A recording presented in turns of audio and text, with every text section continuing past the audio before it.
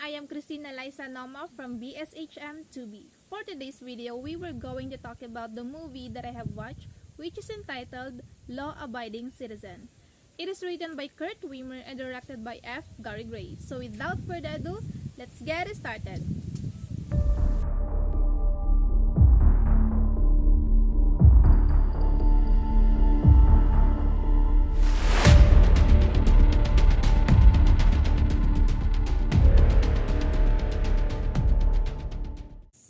So yeah, that was the strong beginning of the movie. What a strong start for a thriller, right?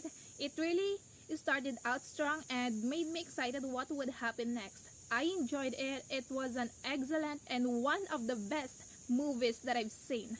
What I like about this movie is that this is suspense. The new twist to every turn, it was kind of everybody gasping like, oh my god, this movie has the intriguing moral ambiguity of not giving an audience a clear cut a good guy or bad guy. But Law Abiding Citizen is a movie which is all about the justice system. And it flaws like how a murderer can walk free even though he had killed or raped someone. It exposes the failure of the justice system.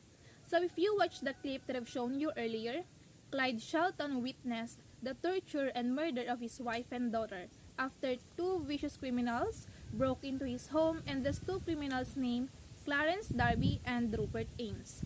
Then, Jamie Foxx as Nick Rice, Clyde's lawyer, made a deal to the murderer who named Clarence Darby, and he has given a 5-year sentence for pleading guilty to the crime, while the other one, Rupert Ames, is given a death row.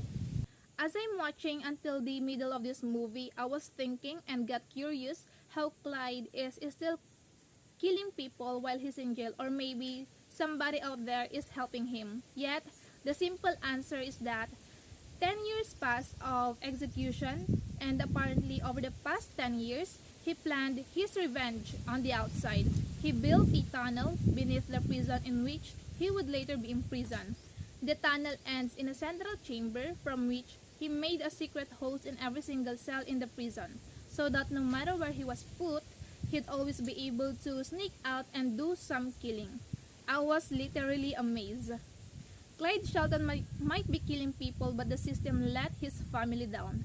He was going to kill everyone who let Clarence Darby walk free, the one who killed his daughter and his wife. Then, after he is ready to go, puts a different chemical in Ames' lethal injection, which forced him to seize and go through unfathomable pain while being killed. He kidnaps Darby and tortured him. He kidnaps the lawyer, Mr. Reynolds, that defended Darby, and keeps him in a hole underground with enough oxygen. He kills the judge through her phone and sets off car bombs, killing several more people, and he even killed another lawyer using a modified explosive ordnance disposal, or the EOD bot. Prosecutor Nick Rice is only able to stop Clyde's revenge when he absorbs the lesson, which is don't make deals with murderers. But then Clyde was an innocent guy who lost his family and went way over the top to become the bad guy toward the end of the movie. So if you look at the whole storyline and everything, how it went, you could understand why he did that. Well, I'm not saying that it is right, but he just did it for justice. He revenged against the people who ruined his life, hoping to show how the judicial system fails to punish violent criminals by committing violent crimes. Yes, I can understand Clyde's anger. I can also tell that he is regretful for all the things he does, but he is really dedicated to his mission. And what Clyde's character trying to point out in here is that justice system is must for the victims, not for the success of lawyers. I have read and witnessed cases about like this occurring often, where justice is not correctly and totally served and criminals escape day after day. So for me, this movie is partially a true story in some sense. This movie kind of point out of loopholes, and it opened my eyes to some of the things in our justice system that needs to greatly improve. If a person commits a crime, they should be punished accordingly. Overall, the significance and the moral lesson of this movie is that never play with justice and never make a deal with a convicted for self-interest.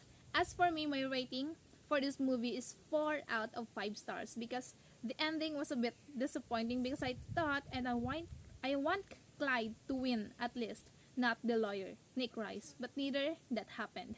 But overall, it was a very nice and interesting movie. So yeah, that's it. That would be all, guys. I hope you liked and enjoyed watching this video. If you're looking for a good crime thriller, do not hesitate to watch this movie. Law-Abiding Citizen is a perfect pick, so you better watch this out. Thank you again, guys, for watching this video. God bless and keep safe. Bye!